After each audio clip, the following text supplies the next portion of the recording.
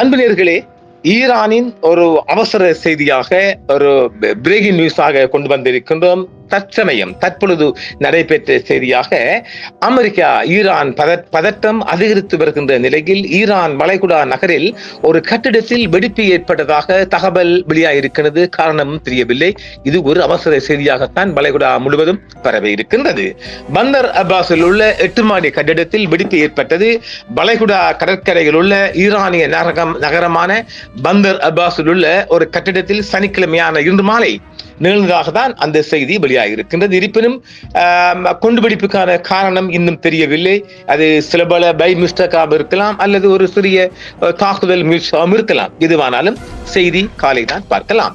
8 மாடி கட்டிடத்தில் வெடிப்பு நிகழ்ந்ததாகவும் நகரத்தின் மொலம் பவல்பெடு பகுதியில் 2 தளங்கள், பல வாகனங்கள் மற்றும் கடைகள் அழிக்கப்பட்டதாகவும் அரசு தொலைக்காட்சி தெரிவிக்கிறது. அப்ப பெரிய வெடிப்பு தான், சின்ன வெடிப்பு கிடையாது.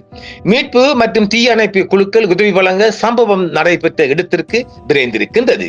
இதேவேளை மத்திய கிழக்கு வட ஆப்பிரிக்கா மற்றும் அதற்கு அப்பால் சுவாதீனமான மற்றும் நிகரற்ற கவரேஜ் மற்றும் பகுப்பாய்வை வழங்குகிறது. இந்த உள்ளடக்கத்தை மீண்டும் வெளியிடுகிறதாக சொல்லப்படுகின்றது.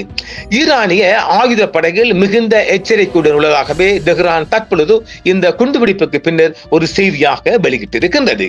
சமீபத்திய நாட்களில் அமெரிக்கா மத்திய கிழக்கில் ஒரு விமானம் தாங்கிய கப்பல் உட்பட கூடுதல் ராணுவ தளபாடங்களை நிலைநிறுத்தியுள்ள இதேவேளை ஈரானிய ராணுவ தலைவர் அமீர் ஹடாபி சனிக்கிழமையான இன்று அமெரிக்காவையும் இஸ்ரேலையும் தாக்குதலுக்கு எதிராக எச்சரித்திருக்கின்றார். வாஷிங்டனில் வளைகுடாவில் கடுமையான ராணுவ பணிகளுக்கு பிறகு தனது நாட்டின் படைகள் மிகுந்த எச்சரிக்கையுடன் இருப்பதாக தெரிவித்திருக்கின்றார். எதிரி தவறு செய்தால் சந்தேகத்துக்கிடமின்றி அது அதன் சொந்த பாதுகாப்பையும் பிராந்தியத்தின் பாதுகாப்பையும் சியோனிச ஆட்சியின் பாதுகாப்பையும் ஆபத்தில் ஆழ்த்தும் என்றும் கடாமி கூறியிருக்கின்றார். ஈரானின் ஆயுத படைகள் முழு தற்காப்பு மற்றும் ராணுவ தயார் நிலையில் இருப்பதாகவே தெரிவிக்கப்படுகின்றது. அமெரிக்கா மத்திய கிழக்கில் அதன் ராணுவ இருப்பை வெளிப்படுத்தி யுஎஸ் ஆபிரகாம் லிங்கன் விமானம் தாங்கி கப்பல் மற்றும் பிற சொத்துக்களை நிலைநிறுத்துவது உட்பட ஈரான் மீது அமெரிக்காவின் சாத்தியமான தாக்குதலுக்கு பிராந்தியம் தயாராகி வருவதாகவும் அவர் எச்சரிக்கை விடுத்திருக்கின்றார்.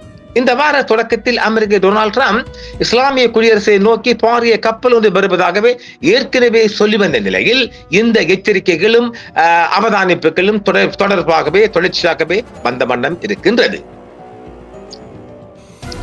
அரசாங்க பாதுகாப்பு படையினால் ஆயிரக்கணக்கானோர் கொல்லப்பட்ட ஆர்ப்பாட்டக்காரர்கள் மீதான மிருகத்தனமான ஒடுக்குமுறையின் சாக்கில் ட்ரம்ப் நிர்வாகம் கிட்டத்தட்ட 1 மாதமாக ஈரானை தாக்கும் நாடகத்தை நடத்தி வருவதாக ஈரான் சொல்லியிருக்கின்றது. இந்த மாத தொடக்கத்தில் அரசாங்க எதிர்ப்பு ஆர்ப்பாட்டங்களின் போது எதிர்ப்பாளர்களின் மரணங்களுக்கு பொறுப்பான உயர் மதிப்புள்ள ஈரானிய அதிகாரிகள் மற்றும் தளபதிகள் மீது துல்லியமான தாக்குதல்களை ட்ரம்ப் பரிசீலித்து வருவதாகவே ஒரு செய்தி தெரிவிக்கின்றது. அமெரிக்க, இஸ்ரேலிய மற்றும் ஐரோப்பிய தலைவர்கள் ஈரானின் பொருளாதாரம் பிரச்சனைகளை பயன்படுத்திக் கொண்டதாகவும் அமைதியின்மையை தூண்டியதாகவும் சமீபத்திய போராட்டங்களின் தேசத்தை துண்டாட மக்களுக்கு வழிவகை செய்ததாகவும் ஈரானிய ஜனாதிபதி மசூத் பெசஸ்கியன் தெரிவித்திருக்கிறார் இன்று சனிக்கிழமை.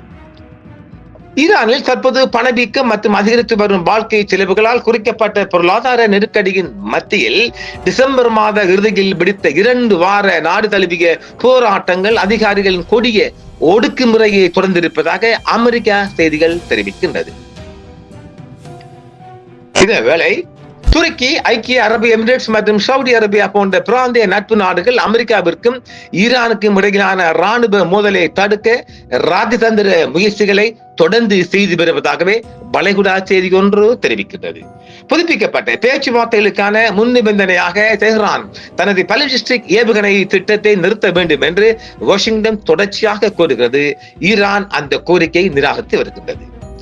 வெள்ளிக்கிழமை நேற்று ஒரு முக்கியமான பேச்சுவார்த்தைகளாக தன்னை நிலைநிறுத்திக் கொண்ட துருக்கியில் பேசிய அரக்சி ஈரானின் பாதுகாப்பு திறன்கள் மற்றும் ஏவுகணை திட்டம் குறித்த ஒருபோதும் எந்த பேச்சுவார்த்தைக்கு உட்பட்டதாக இருக்காது என்றும் அவர் தெரிவித்திருக்கின்றார். வெளிநாட்டு அமைச்சர் தெஹ்ரானுக்கும் வாஷிங்டனுக்கும் இடையே திட்டங்கள் அல்லது பேச்சுவார்த்தையான திட்டம் குறித்து இதுவரை எந்த தகவல் தொடர்பும் இல்லை என்றும் அவர் தெரிவித்திருக்கின்றார். ஆக மத்திய கிழக்கு சூடு பிடிக்கின்றது. இந்த தாக்குதல் எந்த வகையில் ஈரான் வருகின்றோ தெரியவில்லை. ஈரான் தாக்குதல் குறித்த அச்சம் அதிகரித்து வருவதால் அமெரிக்க போர்க்கப்பல் அகாபா வளைகுடாவில் நிறுத்தப்பட்டுள்ளதாம். அதற்கு மேல் அதால் நகர முடியல என்றும் சொல்லப்படுகின்றது. தற்போதைய குண்டுவெடிப்பின் முற்றுமுழுதான விவரங்கள் இன்னும் வெளியாகவில்லை. உடனடியாக தீயணைப்பு படைகளும் அவசர ஈரானிய படைகளும் பந்தர் அப்பாஸ் நோக்கி விரைவதாகவே தற்சமயம் அந்த செய்தி தற்போதைய சற்று முன் அந்த செய்தி உலக பரப்பில் வெளியாகி இருக்கின்றது. இப்பொழுது உலக பரப்பில் அது ஒரு பிரேக்கிங் நியூஸாகவே பெரிய செய்தியாக வெளிவந்த வண்ணம் இருக்கின்றது. பார்க்கலாம். இது நம்மளும் ஒரு பிரேக்கிங்காக கொண்டு வந்திருக்கின்றோம். பந்தர் அப்பாஸ் ஈரானின் முழு கட்டுப்பாட்டு பிரதேசம். அங்கு வெடிப்பு சம்பவம் ஒன்று நடந்திருப்பதானால் சில வேளை உளவு பிரிவும் ஏதாவது புகுந்து ஒரு அட்டகாசம் செய்ய வாய்ப்பு இருப்பதாக பார்க்கின்றோம். ஆக தொடர்ச்சியான டென்ஷன்லே இருக்கின்றது. Iranian armed forces on high alert ராம் டெஹ்ரான் என்றால் செய்தியில் வெளிவந்த வண்ணம் இருக்கின்றது.